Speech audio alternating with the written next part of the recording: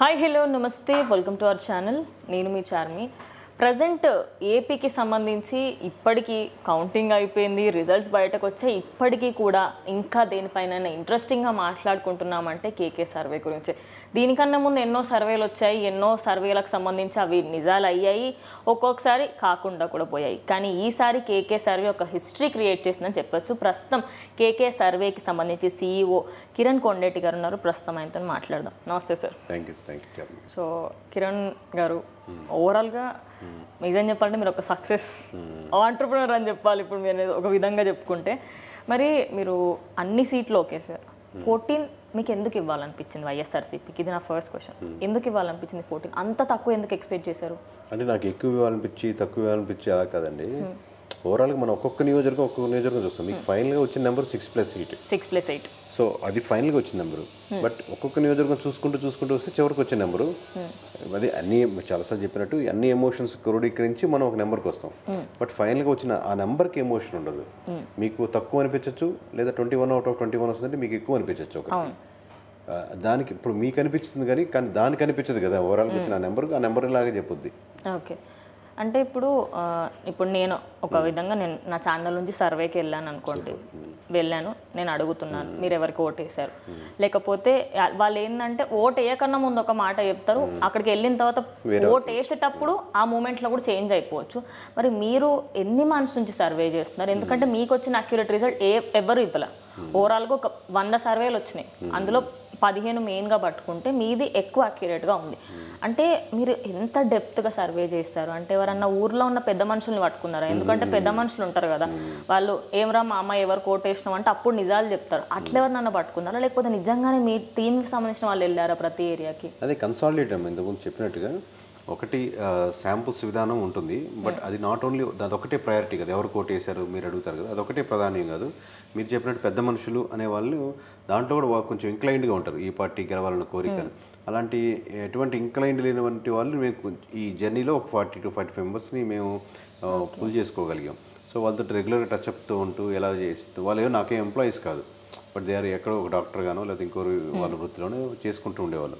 వాళ్ళ నుంచి వచ్చిన మీరు చెప్పినట్టు ఆ ఇన్ఫర్మేషన్ కరెక్టే, అదొక ఇన్ఫర్మేషన్. అలాగే డేటా సైన్స్ అని మనకు ఎమోషన్స్ బేస్డ్లో క్యాస్ట్లో ఎలా మారుతున్నాయి, లేదా ఒక డిసిషన్ తీసుకోవడం వల్ల పాలసీ తీసుకోవడం వల్ల ఎటువంటి ఓట్ బ్యాంకింగ్ మీద ఎఫెక్ట్ పడుతుంది, ఇది ఈ డేటా ఒకటి. మూడోది మీరు చెప్పినట్టు హై లెవెల్లో మనం ఇచ్చే శాంప్లింగ్ విధానం ఒకటి. అలాగే ఇది కంప్లీట్గా సంబంధం లేకుండా అవుట్ సోర్సింగ్ ఒకటి ఇచ్చేది. ఇవన్నీ కలిపి ఒకే లేయర్లో ఉంటే దాన్ని కన్సిడర్ చేస్తాం ఆ నియోజకవర్గానికి. ఓకే. అంటే మీరు ఎలక్షన్స్ కాకుండా ముందు కూడా ఒకసారి సర్వే చేశారు, అప్పుడు కూడా మీకు వైఎస్ఆర్సీపీ ఓడిపోయే ఛాన్సెస్ ఎక్కువ కనిపించాయని మీరు ఎన్నో ఇంటర్వ్యూలో చెప్పారు. మిగతా వాళ్ళకి ఎందుకు అంటే చాలా మట్టుకు సర్వే వాళ్ళతో నేను మాట్లాడినప్పుడు వాళ్ళు ఏమన్నారంటే మాకు వైఎస్ఆర్సీపీ గెలుస్తుంది బిఫోర్ ఎలక్షన్స్ కంటే ముందు, జస్ట్ ఒక 1 month స్పాన్లో ఓటింగ్ అంతా చేంజ్ అయిపోయింది అన్నారు. అంటే మీరు నిజంగా డ్రాస్టిక్ చేంజ్ చూసారా? అలా కన్ఫ్యూజన్ లేదు. Before 2 years only we assessed okay YSRCP is going to lose అని. బట్ 2 సంవత్సరాల క్రితమే 90కి అటు ఇటు కనపడుతుంది నెంబర్ ఉరామరిగా మనకు. అప్పుడు ఇంకా పేపర్ మీద వేసి సిస్టమ్ మీద వేసి అలా కాకుండా ఇలా ఇక్కడ రఫ్గా అవుతాయి, ర్యాండమ్గా మనకు అదే ఫీల్డ్లో ఉన్నాం కాబట్టి మనకు ఐడియా ఉంటుంది కాబట్టి. బట్ 90 వస్తుందా, 88 లోపల వస్తుందా, 90 అంటే గవర్నమెంట్ ఫామ్ చేస్తుంది, బట్ ఇట్స్ ఇన్ ఎడ్జ్. లేదా 95 ఇంకొంచెం పెరుగుద్దా, లేదా 88 లోపలికి వస్తుందా అనేది అప్పుడు డౌట్గా ఉండింది. బట్ సీక్వెన్స్గా వేసుకుంటూ పోతున్నప్పుడు ఎలక్షన్స్కి చాలా ముందే చెప్పాను, 97 కన్ఫర్మ్ సీట్స్ కనపడతాయి మాకైతే. దాంట్లో ఎటువంటి మార్పు లేదు. రేపు పొద్దున్న మీరు రిజల్ట్స్ వచ్చాకన్నా చూసుకోండి. ఈ 97 మళ్ళీ మిగతా 55, 97 కలిపేయచ్చు, అట్లా కాదు. ఈ 97 ఈ నియోజకవర్గాల పేర్లు చెప్తూ ఈ 97 నియోజకవర్గాలు అయితే మటుకు టాప్ 100లో ఉంటాయి మెజారిటీ పరంగా. సో మీరు అట్లా క్యాలిక్యులేట్ చేశారని అనుకోవచ్చు. అంటే ఇప్పుడు నేను ఇందాక అడిగినట్టు ఊర్లలో మీరు చూసే ఉంటారు, బికాస్ ఇప్పుడు నేను మా మమ్మీకి వెళ్ళి అడిగాను అనుకోండి ఎవరు కోటేసిన మమ్మీ అంటే కరెక్ట్గా చెప్తుంది, ఎందుకంటే నేను తెలుసు, నాకు చెప్తే ఎవరికి చెప్పానా నమ్మకం. కానీ ఒక సర్వే వాళ్ళకి అక్యురేట్గా సార్ మేము ఇలా కోటేసినాము అని నమ్మకంగా చెప్పింది మీ సర్వేకే అంట, అందులో ఎంత నిజం ఉందంటారు? మాకు కరెక్ట్గా చెప్పాను నేను అంటలేదండి. మాకు ఎగ్జాక్ట్గా అదే శాంపుల్స్ విధానం ఒకటే మేము డిపెండ్ కాలేదు కాబట్టి అదొకటే కాదు. శాంపుల్స్ అడిగితే మాకు కరెక్ట్గా చెప్పారు, వేరే వాళ్ళు కరెక్ట్గా చెప్పారు. ఎలా అడిగాము, ఎలా అప్రోచ్ తీసుకున్నాం, ఎలా డేటా మనం తీసుకున్న ప్యాటర్న్ పెట్టి, కానీ చాలామంది సర్వే వస్తే చెప్పలేదు, కేకే సర్వీస్ వాళ్ళకి చెప్పారు, మీరు ఒక్కరే చెప్పారు. అట్లా ఏం లేదు, మాకు చెప్పారని ఏం లేదు. ఇంకా వేరే సెక్షన్స్ చెప్పాం కదా, వాటిలో క్రోడీకరించి చెప్పింది కాబట్టి కరెక్ట్గా వస్తుంది. సో అన్ని వర్కౌట్ అయినాయి కాబట్టి మీరు అక్యురేట్ రిజల్ట్స్ వచ్చాను. అంటే ఏ ఫెయిల్, ఒక లక్ష్యం ఇంకోటి ఫెయిల్ అయినా ఇంకో మిగతా 3 సక్సెస్ అవుతాయి, ఇంకో 2 ఫెయిల్ అయినా అవుతాయి. లేదు కరెక్ట్గా లేవు 3, 4 అంటే మళ్ళీ ఇంకోసారి అలైన్మెంట్ కరెక్ట్గా మిస్ అయిందని. ప్లస్ మనం పర్సనల్గా మన వ్యక్తిగతంగా కూడా ఇటువంటి ప్రభావానికి గురి కాకుండా, లేకపోతే ఎవరు గెలవాలన్న కోరిక బలంగా లేకుండా, ఇప్పుడు ఇంత రిజల్ట్ వచ్చింది, ఒక వైఎస్ఆర్సీపీ ఓడిపోయిందని మాకు 1% కూడా బాధగానే ఆనందంగానే లేదు. అట్లాగే జనసేన మనం చెప్పింది 21/20 గెలిచేసింది అనే ఆనందం లేదు. ఈ టైప్లో మనం ఇదే వెళ్ళగలిగితేనే మనం అసెస్మెంట్ బాగా చేయగలుగుతాం. ఎక్కడో మనం సైడ్ లైన్ తీసుకున్నామంటే ఆ వైపుగా మనకు బాగుంది సినిమా లాగా, మనం ఒక ఫ్యాన్గా కొద్దిగా బాగున్నా మనకు సూపర్ నచ్చేస్తుంది అట్లాగే. ఓకే, అంటే మనము ఓవరాల్గా సర్వేస్ పరంగా చూసుకుంటే మీది ముందు నుంచి కూడా యాక్యురేట్గా ఉంది. మహా అంటే ఒక ఓటు లేకపోతే ఒక సీటు తేడాతోనే పోయింది తప్పించి అక్యురేట్ పక్కా మీది రిజల్ట్ ఉండేది. ఈసారి ఏమైంది అంటే ఎవరెవరైతే ప్రముఖ స్ట్రాటజికల్ సర్వేస్ అని సో కాల్డ్ సర్వేస్ ఎప్పుడు కూడా ప్రిడిక్ట్ చేసేవాళ్ళు పైసలకు అమ్ముడు పోయి వాళ్ళ అంటే ఇప్పుడు వైఎస్ఆర్సీపీ వాళ్ళు పైసలు ఇస్తే వైఎస్ఆర్సీపీ వాళ్ళకి కరెక్ట్గా చెప్పారు, టీడీపీ వాళ్ళు ఇస్తే టీడీపీ వాళ్ళకి తగ్గట్టుగా చెప్పారు. అట్లా మీకెవరన్నా మనీ ఇచ్చిర్రా? ఇవ్వాలని లేకపోతే ఫోర్స్ చేయాలని, ప్రభావితం చేయాలని లేకపోతే ట్రై చేస్తారండి, తప్పలేదు. ఎందుకంటే ఆబ్వియస్గా ఒక జెన్యున్గా ఉన్నటువంటి ఆర్గనైజేషన్ నుంచి ఒక నెంబర్ చెప్తుందంటే దాని ఇంపాక్ట్ ఉంటుంది అనేది ఉన్నప్పుడు వాళ్ళు అప్రోచ్ అవ్వడం తప్పలేదు, వాళ్ళ సైడ్కి తప్పలేదు అంటాను. మనం ఎలా డిసిషన్ తీసుకుంటాం, మనం ప్రభావితం లోనవుతామా? ఇప్పుడు ఇంతమంది కోట్ల మంది మనల్ని అభిమానిస్తారు, మీరు చెప్పినట్టు ఇంత అవుతున్నప్పుడు దాంతో కంపేర్ చేస్తే ఆ మనీ చిన్నది కదా అనేది మనకు తెలియాలి. అంటే ఇప్పుడు నేను ఎగ్జాంపుల్ ఇంకా ఆల్రెడీ అయిపోయింది కాబట్టి RM Mastan last time accurate results ఇచ్చారు, పర్ఫెక్ట్, లైక్ ఈచ్ అండ్ ఒక సింగిల్ పొల్లు పోకుండా నియోజకవర్గాలతో సహా చెప్పారు. ఈసారి వైఎస్ఆర్సీపీకి 160 అనుకుంటా, అంటే పెద్దగా నంబర్ ఇచ్చేసారు, ఆయన 130 వరకు ఇచ్చేశారు. ఎందుకు అంటే ఆయన ఆ పార్టీకి సంబంధించి సపోర్ట్గా ఉన్నారు అన్నట్టుగా వచ్చేనుంటే, ఫ్యూచర్లో ఎప్పుడైనా కేకే సర్వేకి అలాంటి సిచ్యువేషన్ వస్తే ఒక సైడ్ ఉంటారా, లేకపోతే లేదు నేను జనాల కోసమే చేస్తాను అని చెప్పేసి కరెక్ట్ రిజల్ట్స్ ప్రిడిక్ట్ చేస్తాను? అది ఇప్పుడు నేను చెప్పడం కరెక్ట్ కాదు కదా, 1-2 కారణాలు అండి. అది నా పర్సనల్గా నేను చెప్పడం కరెక్ట్ కాదు అంటున్నాను. ఏది నా గురించే నేను చెప్పడం కరెక్ట్ కాదు, ఎందుకంటే ఫ్యూచర్లో జీవితంలో ఎప్పటికి ఎలా ఉండబోతానని నేను చెప్పాను కూడా, అది నా గురించి చెప్పినట్టు. మనం ఆల్రెడీ నడిచిన ప్రయాణం చెప్పాలి, ఇంకా నడవబోతున్న ప్రయాణం వాళ్ళు చూడాలి. అని ఎవరైనా కానీ నేను ఆబ్వియస్గా అదే చెప్తాను, నేను ఎప్పటికీ జీవితంలో తీసుకోనండి ఇట్లాగే ఉంటానని. అది నేనే చెప్తే ఎలాగ, అది మన ప్రయాణం చెప్పాలి, అది వాళ్ళు నమ్మాలి, అలా ఉండాలి. కానీ అద్భుతంగా అని నేను చెప్పలేను దాన్ని. అది సో మీరు నోటాకి ఓటేశారు అని చెప్పేసి విన్నాను. అంటే నోటాకి ఓటేయడానికి మెయిన్ రీజన్ కూడా తెలుసు నాకు, బట్ అంటే మీ సైడ్ నుంచి మీకు తెలుస్తుంది కదా సార్, ఓకే ఈ పార్టీ వస్తే కొంచెం బెటర్గా చేస్తుంది అని, మరి మీరు నోటాని ఎందుకు ప్రిడిక్ట్ చేస్తారు? అంటే నేను ఒక నోటా సపోర్ట్ చేయను ఎవరికి ఏమన్నా కానీ, ఏదో పార్టీకి లేదా మీకు పార్టీలు ఏవి నచ్చకపోతే దాని కింద ఉన్నటువంటి ఇండిపెండెంట్ క్యాండిడేట్కో ఎవరు చాలా పార్టీస్ కంటెస్ట్ చేస్తూ ఉంటాయి కదా, you choose the better person అని చెప్పి నేను ఎక్కువ వాళ్ళకి సజెస్ట్ చేసే విషయం. బట్ నాకు వ్యక్తిగతంగా వచ్చేసరికి నేను ఎక్స్ట్రీమ్ కార్నర్లో ఉన్నాను, ఎందుకంటే కోట్లాది మంది చూసే పొజిషన్లో ఉన్నాను కాబట్టి నాకు ఆప్షన్ లేదు. రేపు పొద్దున చార్మి గారు ఇట్లా ఇంటర్వ్యూలో వచ్చి మీరు ఎవరు కొట్టేశారని అడిగినప్పుడు నేను ఎవరు కొట్టేశాను చార్మి గారు, మీరు అడిగేదానికి రైట్ లేదు, నేను అడగకూడదు, సీక్రసీ ఏది అని చెప్పేదాన్ని నాకు హక్కు లేదు. ఎందుకంటే ఇన్ని కోట్ల మంది ఓటర్లు ఎవరు కొట్టేశారని అసెస్ చేసి చెప్తున్నప్పుడు నేను దాన్ని ట్రూగానే చెప్పాల్సి వస్తుంది. సో నేను ఉన్న పొజిషన్కి నాకు ఎక్స్ట్రీమ్ కార్నర్ పొజిషన్ కాబట్టి నాకు నోటా సరిపోతుంది, ఇది అందరికీ కరెక్ట్ కాదు. అంటే మీరు నోటా సజెస్ట్ చేయరా జనాలు? సజెస్ట్ చేయను అసలు రైట్ పర్సన్ ఎవరు ఉన్న వాళ్ళు బెటర్ పర్సన్ చూస్ చేసుకోండి. కింద వరకు పార్టీలు ఏవి నచ్చకపోతే ఇంకొంచెం ఇండిపెండెంట్ క్యాండిడేట్ ఎవరు ట్రై చేస్తుంటారు కదా, 15 మంది 11 మంది పోటీ పడుతుంటారు. అంటే ఎట్లాగో నోటా విషయం వచ్చింది కాబట్టి ఇప్పుడు జనాలు ఈ మధ్య రీసెంట్గా జనరేషన్ వాళ్ళకి ఏంటంటే అసలు గవర్నమెంట్స్ ఉండకపోతే ఏమవుతుంది, నేను నోటాకు ఓటేస్తాను, మాకు అసలు గవర్నమెంట్సే వద్దు అనే విధంగా చాలామంది నోటాకి ఎక్కువ అవుట్స్ వస్తున్నాయి ఈ మధ్య ముందు కుట్టని పోల్చుకుంటే. అంటే ఇప్పుడు యాజ్ ఎ స్ట్రాటజికల్ పర్సన్గా చెప్పండి, ఫ్యూచర్లో ఇలాంటి సంఘటనలు ఎక్కువ నోటాకే ఎక్కువ ఓట్లు వచ్చాయి అంటే ఎలక్షన్ కమిషన్ దాంట్లో చేసిన మిస్టేక్ ఏంటంటే నోటా అనే ఆప్షన్ పెట్టారు. బట్ నోటా ఆప్షన్కి మీరు నెక్స్ట్ లెవెల్స్ ఏంటి అంటే మోర్ దాన్ 30% ఉంటే అక్కడ కంటెస్ట్ చేసిన క్యాండిడేట్స్కి ఎవరికి నెక్స్ట్ టైం అర్హత లేకుండా ఫ్రెష్ క్యాండిడేట్స్ ఎలక్షన్స్ పెడతారా? అలాంటి ఏం లేవు కదా. సో పీపుల్ అప్పుడు ఇద్దరు దారుణమైన వీళ్ళు మనుషులు కాదరా అని ఫీల్ అయ్యి 30% 35% నోటాకు వేశారు. లేదా మెజారిటీ శాతం గెలిచిన అభ్యర్థి నోటా 50% అభ్యర్థి ఏదో ఒకటి, దాని కండిషన్ ఏంటి, నెక్స్ట్ లెవెల్ ఏంటి, ఆ పీపుల్కి నోటా వాళ్ళకి represent none of the above NOTA NOTA దానికి రిప్రజెంటేషన్ ఏమో కదా, అక్కడితో ఆపేసారు. నోటా అని పెట్టే ఆప్షన్ వీళ్ళెవరు నాకు నచ్చలేదు అని పెట్టారు. నచ్చలేదు అని పెట్టిన దానికి మీరు ఏమి ప్రయారిటీస్ ఇస్తున్నారు? అది ఎక్కువ వచ్చినా కూడా నెక్స్ట్ అదే కదా, వాళ్ళు నెక్స్ట్ వాళ్ళకి వీళ్ళు నోటానే 50% వచ్చి మిగతా ఒక 35 ఇంకోటి 15% వచ్చినా 35% విన్ అవుతున్నాడు కదా. అది చేంజ్ అవ్వాలంటారు. అది కరెక్ట్ కాదు కదా అనేది. ఓకే సార్, ఇప్పుడు సైలెంట్ ఓటింగ్ జరిగింది అని అన్నారు. అసలు ఈ సైలెంట్ ఓటింగ్ అంటే ఏంటి? మామూలుగా సైలెంట్ వాళ్ళు మాట్లాడకుండా లైన్లో మాట్లాడేటప్పుడు ఒకటి చెప్పి అక్కడికి వెళ్ళి సైలెంట్గా వేరే వాళ్ళకి ఓట్ చేయడం, ఇది నిజంగా జరిగిందంటారా? అది ఏమి ఉండదండి. సైలెంట్ ఓట్ బ్యాంకింగ్ ఏమి ఉండదు.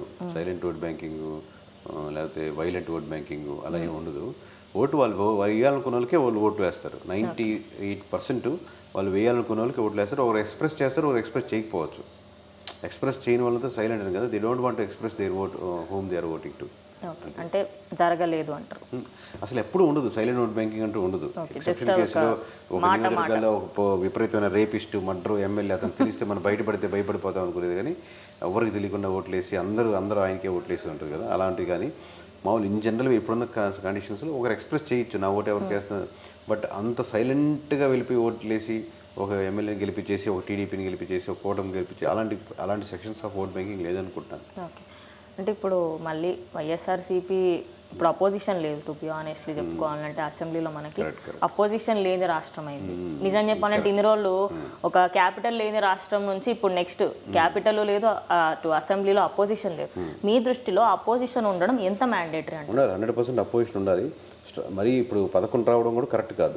జనరల్ మీరు అడిగిన ఆ సైడ్ నుంచి అడుగుతున్నారు కాబట్టి అసెంబ్లీ పరంగా అడుగుతున్నారు కాబట్టి ఎప్పుడు ఒక స్ట్రాంగ్ ఒపీనియన్ ఉన్నప్పుడే అడిగే వాళ్ళు ఉన్నప్పుడే రన్ చేస్తున్న గవర్నమెంట్ కూడా భయపడుతుంటుంది, ఎక్కువ మంది వాయిస్ ఉంటుంది. ఇప్పుడు 11 మెంబర్స్ అడిగితే ఇక్కడ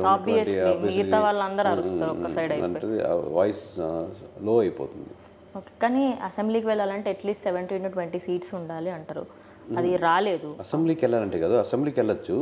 మీకు అపోజిషన్ యొక్క స్టేచర్ కావాలి అంటే, అపోజిషన్ స్థానం కావాలి అంటే, ప్రయారిటైజ్ కావాలంటే వాళ్ళకి.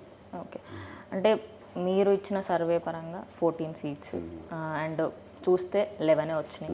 ఆబ్వియస్లీ ఇంకా మనం ఎక్స్పెక్ట్ చేసిన దానికంటే మరీ డౌన్ ఫాల్ అంటే 6 is the minimum number అని మేము చెప్పింది. 6+8 అని పెట్టారు. ఎందుకంటే ఒక సైట్ తీసుకొని సింగిల్ నెంబర్ చెప్తున్నాం కాబట్టి we have to go for the single number. So 6 is the minimum number, 14 is the highest number. అయితే ఇప్పుడు వైఎస్ఆర్సీపీ ఒకప్పుడు రాజ్యమేలింది. వైఎస్ రాజశేఖర రెడ్డి గారు ఆ ఫ్యామిలీ మొత్తం ఒక విధంగా మంచి స్ట్రాటజికల్గా అన్నీ చూసుకున్నారు. మరి ఇంత డౌన్ఫాలా, మళ్ళీ వస్తుందా రాదా అనే పెద్ద క్వశ్చన్ మార్క్ ఉంది. అంటే ఒక మీరు సర్వేస్ చేస్తున్నారు ఎన్ని సంవత్సరాల నుంచి, ఆ పాయింట్ ఆఫ్ వ్యూలో చెప్పండి. మళ్ళీ వైఎస్ఆర్సీపీ సర్వేస్ ఓన్లీ కదా, we will use strategies also for the people. మనకు ఎవరు అప్రోచ్ అయినా కానీ సో యాజ్ ఎ స్ట్రాటజికల్గా చెప్పాలంటే అండి, మీ దగ్గర ఆల్మోస్ట్ 1,30,00,000 మీకు ఓట్లు వేశారు. ఓకే, 30 లక్షల మంది అవతల నచ్చని వాళ్ళు మీకు వేశారు అనుకోండి. Strongly they believe 1 crore people strongly believe that you are the leader. వీళ్ళు విత్ ద వైఎస్ఆర్సీపీ నమ్మిన వాళ్ళు 1 కోటి మంది ఉన్నారు. ఇట్స్ మీ 11 మంది మారిపోయినా 1 కోటి మంది ఓట్లు వేశారంటే it's not a simple joke కదా. ఇప్పుడు మిమ్మల్ని నమ్మి 10 మంది రావాలంటే ఎంత ఆలోచించాలి? అటువంటిది 1 కోటి మంది ఎమ్మెల్యేని చూసి కూడా ఓటు వేయలేదు. మ్యాక్సిమం వైఎస్ఆర్సీపీని ఇలా జగన్మోహన్ రెడ్డి గారికి మేము ఓటు వేస్తామని అన్నారు. అవతల ఇటు సెక్షన్ వాళ్ళకి నచ్చచ్చు నచ్చకపోవచ్చు అది, but you have to believe them. And వాళ్ళ హోప్స్ని మీరు నిలబడుతూ నాయకత్వం నేను ఉంటాను చేస్తానని నమ్మకం కలిగిస్తూ మీరు ముందుకు తీసుకెళ్తే చాలా ఆప్షన్స్ ఉంటాయి. ఓకే, అంటే వైఎస్ఆర్సీపీకి సంబంధించి మొత్తం ఓవరాల్గా ఇన్ని సంవత్సరాలలో చూసుకుంటే అక్కడ ఏం జరిగింది అనేది ఒక చిన్నగా వేరే వాళ్ళతో మాట్లాడిన ఒక విషయం తెలిసింది సార్. అది మీ దాంట్లో కూడా తెలిసే ఉంటుంది. స్కీమ్స్, అమ్మఒడి, పసుపు, ఇలా వాళ్ళు చెప్పుకుంటూ పోయిన ఇద్దరు పార్టీలలో మాట్లాడుతున్నాను. ఇవన్నీ ఇచ్చి నువ్వు జాబులు ఇవ్వకుండా, నువ్వు రాష్ట్రానికి క్యాపిటల్ లేకుండా ఇలాంటివి చేయడం వల్లనే వైఎస్ఆర్సీపీ ఇప్పుడు డౌన్ఫాల్ అయింది. ఇప్పుడు టీడీపీ అవన్నీ చూసుకోవాలి అని చెప్పేసి అంటున్నారు. మీరేమంటారు? అంటే కూటమి బలం. ఫస్ట్ కూటమి కట్టారు కాబట్టి ఒక పాజిటివ్ ఓట్ బ్యాంకింగ్ కలుస్తుంది ఓవరాల్గా. అటు ఇటు మారే ఓట్ బ్యాంకింగ్ అటు. దాని తర్వాత వన్ ఆఫ్ ది ఫ్యాక్టర్స్ 1+1 చెప్పుకుంటా +1+1 చెప్పుకుంటా వెళ్తే మీరు చెప్పే ఫ్యాక్టర్స్ అనేవి యాడ్ అవుతాయి ఆబ్వియస్లీ. ఓకే, మొత్తంగా. ఓకే, అంటే ఇప్పుడు మీరు ఈ క్వశ్చన్ ఆల్రెడీ మీకు అడిగే ఉంటారు. బట్ బీజేపీ కలవకపోయి ఉంటే ఆ 8 సీట్లు రాకపోయేవి. వీళ్ళిద్దరే పోటీ చేసి ఉంటే అసలు ఇప్పుడు ఓవరాల్గా ఏపీకి ప్లస్ పాయింట్ అని చెప్పొచ్చు. బీజేపీ కలవడం వల్ల క్యాపిటల్ వచ్చే ఛాన్సెస్ ఉంటాయి, ప్రత్యేక రాష్ట్రం వచ్చే ఛాన్సెస్ ఉంటాయి. ఇలా ప్రతి ఒక్క దాంట్లో వాళ్ళకి బెనిఫిషియల్ ఎక్కువ ఉంటుంది. మరి బీజేపీ కలవకుండా ఇలా ఉండుంటే ఇప్పుడు వాళ్ళు గెలిచేవాళ్ళు అంటారు. ఒక బీజేపీ మెయిన్ రోల్ ప్లే చేసింది అంటున్నారు. గెలిచేవారేమో, బట్ అది కాదు ఫ్యాక్టర్. ఇప్పుడు ఫస్ట్ బీజేపీ కలవడం ఏంటంటే ఇనిషియల్గా ఇప్పుడు మనకు సక్సెస్ అయిపోయిన దాని నెంబర్స్ చూస్తున్నాం. బట్ సక్సెస్ అవ్వడానికి కారణమైనటువంటి వన్ ఆఫ్ ది సెక్షన్ కూడా బీజేపీ ఉంటుంది. ఎందుకంటే ఆర్గనైజేషన్ స్ట్రెంత్ వాళ్ళకి ఇనిషియల్గా పోలీస్ శాఖలో నుంచి సపోర్ట్ కానీ, క్యాడర్ పరంగా సపోర్ట్ కానీ, లేకపోతే ఇప్పటికి కూడా ఆల్రెడీ బీజేపీకి ఉన్నటువంటి ఓటర్స్ యాడ్ అవ్వదని ఉంటాయి. ఆబ్వియస్గా నెగిటివ్ ఫ్యాక్టర్ కూడా ఉంటాయి. బీజేపీ యాడ్ అవ్వడం వల్ల కొన్ని మైనారిటీ సెక్షన్స్ ఇబ్బంది పడి ఉంటాయి. దాంట్లో కొంచెం ఓట్ బ్యాంకింగ్ తగ్గుండొచ్చు. బట్ ఓవరాల్ కన్సాలిడేట్ చూసుకుంటే ఆబ్వియస్లీ బీజేపీ యాడ్ అవ్వడం కూడా one of the plus point. Okay sir, మీరు సర్వే చేసినప్పుడు ఎవరన్నా సపోజ్ మీ దగ్గరకు వచ్చి మా ఏరియాలో ఎట్లా ఉంది మా పరిస్థితి అని సర్వే చేయండి అని అడిగినప్పుడు మీరు అక్యురేట్ రిజల్ట్స్ ప్రిడిక్ట్ చేసి జనాలకి ఇది చేయండి సార్ మీకు మంచి అవుతుంది అని చెప్పేసి మీ టీం వాళ్ళు కానీ మీరు కానీ చెప్తారు. సో ఇది ఒక విధంగా అంటే మీకు రాజకీయాలలో ఏదైనా పాయింట్ నచ్చలేదా, మరి ఎందుకు వాళ్ళకి అంటే జనాలకు హెల్ప్ చేయాలి అనేది మీకు ఎక్కువ ఇంట్రెస్ట్? 100% మంది ప్రజలు మంచి గవర్నమెంట్ స్కూల్స్, మంచి రోడ్స్, మంచి మున్సిపాలిటీ, మంచి హాస్పిటల్స్, ఎక్కడికైనా ఏదైనా గవర్నమెంట్ పని ఉంటే కరప్షన్ లేకుండా వెళ్ళడం, టూ మచ్ ట్యాక్స్లు లేకుండా తక్కువ ట్యాక్స్లు ఇచ్చి ఎక్కువ బెనిఫిట్ పొందే విధంగా ఉంది చూసుకోవడం. ఇప్పుడు మీకు రోడ్డు వేసారు కదా అని చెప్పి టోల్ ట్యాక్స్లు మీరు ఎప్పుడు కడుతూనే ఉంటారు. ఎన్ని సంవత్సరాలు కడతారు? ఆ రోడ్డుకి సంబంధించిన వాల్యూ ఎంత అంటే నిజాయితీగా ఇది ఈ రోడ్డుకి ఎంత అయింది, సో ఇన్ని రోజులు కంప్లీట్ అయ్యేదానికి కంప్లీట్ అవుద్ది, దాని తర్వాత మెయింటెనెన్స్కి ఎంత అవుద్ది అని మీరు చెప్పే పథకాల్లో స్కీమ్స్లో కూడా ఓపెన్. అలాగే మీరు ఒక పథకం చెప్పాము చేయలేకపోయాం, ఎందుకు చేయలేకపోయాం అని కూడా నిజాయితీగా చెప్పడం, ఈ పథకం చేయలేకపోయాం ఎందుకంటే ఇది ఇంత అవుతుంది ఓవరాల్గా అని ఎక్స్ప్లెయిన్ చేయగలిగిన తత్వం ఉండే వాళ్ళని ఎక్స్పెక్ట్ చేస్తూ ఉంటారు. దాంట్లో నేను కూడా one of the representative of 70% people. ఆ 70% మంది ప్రజలకి నాలాంటి వాడికి వాయిస్ ఉంది కాబట్టి నేను రిప్రజెంటేషన్ తీసుకెళ్తున్నాను. ఇది ప్రతి నియోజకవర్గం కూడా 70% ఉంటుంది కాబట్టి మీరే ఎమ్మెల్యే అయితే ఎమ్మెల్యే గారితో కలిసి చార్మి గారు ఇవి చేంజెస్ చేసుకుంటే నెక్స్ట్ టైం కూడా మీరు గెలుస్తారండి. అబ్వియస్గా పార్టీ ఓట్ బ్యాంకింగ్ ఉంటుంది. రేపు పొద్దున్న టైట్ అయినా అన్ని నియోజకవర్గాలు ఓడిపోయినా మీరు ఇక్కడ కొంచెం తక్కువ మెజారిటీతో బయటపడతారు అని నా స్వార్థంతో నేను ఆల్రెడీ 70% మందిలో ఉన్నాను కాబట్టి రెండు ఒకటే ఉన్నాయి కదా, మీరు గెలుస్తారు, మీకు కావాల్సింది మీకు గెలవాలి, నాకు కావాల్సింది చేంజెస్ కావాలి, ఈ రెండు సంబంధంగా ఒకే లైన్లో ఉన్నాయి కాబట్టి నేను అది మీకు చెప్పి చేయించడానికి అవకాశం ఉంది. అది నా స్వార్థం.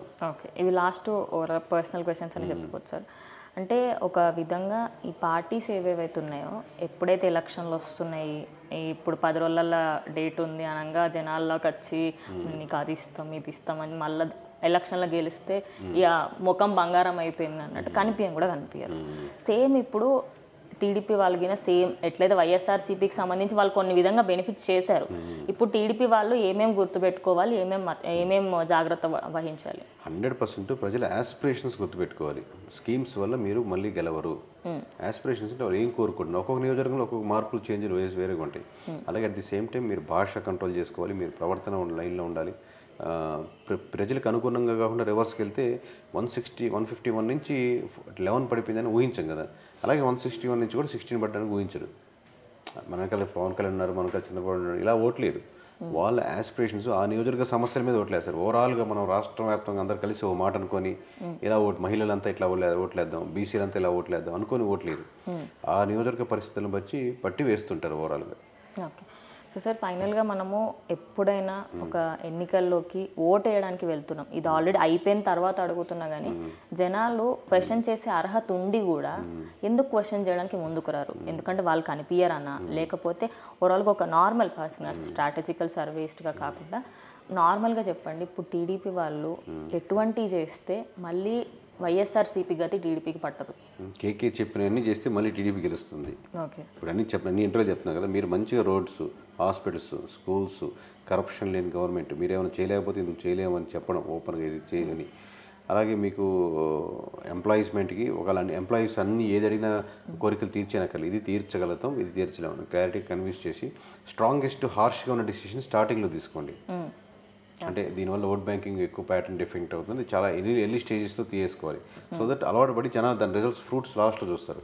అవి లాస్ట్లో తీసుకుంటే ఆబ్వియస్గా దాన్ని ఓట్ బ్యాంకింగ్ ప్యాటర్న్ డిస్టర్బ్ అయ్యి కొంచెం నష్టం కలిగించేదానికి ఆస్కారం ఉంటుంది. సో ఈ ప్యాటర్న్స్ చేసుకుంటే ఇర్రెస్పెక్ట్ ఆఫ్ ఎమ్మెల్యేస్ ఏం కాకపోయినా కానీ మీరు పార్టీగా గెలుస్తారు. ఓకే, మీరు చెప్పిన దాంట్లో ఒక పాయింట్ అక్యురేట్ ఉంది సార్, అంటే అన్నీ పర్ఫెక్ట్గా ఉన్నాయి, బట్ చెయ్యలేము అన్నప్పుడు చెయ్యలేము అని ధైర్యంగా ప్రజల ముందుకు వచ్చి చెప్పండి. ఎప్పుడు చెయ్యలేరు, ఇదేమి సినిమా కాదు కదా, సమరసింహారెడ్డి నరసింహ వెనక్కి తిరిగి తొడగొడతాడు మీసాలు, ఇది కాదు కదా. ప్రజలు కోరుకునేది ఆబ్వియస్గా మనకు ఒక కంపెనీలో వర్క్ చేస్తున్నప్పుడు 10 ఇస్తుంది అనుకో, 10లో ఒకటి కుదరదు చెప్తాం. మన పిల్లలకు కూడా నేను రోజు చెప్తాను ఇది ఇచ్చేస్తానని చెప్పి. వాళ్ళు అడుగుతాడు, ఎందుకు అడుగుతాడు అంటే నువ్వు వస్తానన్నావు తీసుకెళ్ళలేదు, అది టైం అడుగుతాడు. నేను ఎక్స్ప్లెయిన్ చేసి ట్రై చేస్తాను, రాలేకపోయాను, ఈ 1 గంట లేట్ అయింది, చార్మి గారితో ఇంటర్వ్యూ ఉంది, ఏదో చెప్పి కన్విన్స్ చేసి దానికంటే బెటర్ ఆప్షన్ ఇవ్వాలి వాడికి. అంతే, ఇది తీసుకెళ్తానంటే దానికంటే గిఫ్ట్ బెటర్ ఆప్షన్ ఇవ్వాలి. సో అట్లా ఇక్కడ కూడా అంతే, నథింగ్ బట్ మీరు ఇది చేస్తాను దానికంటే బెటర్ ఇంకో వేరే పథకం చూపించండి.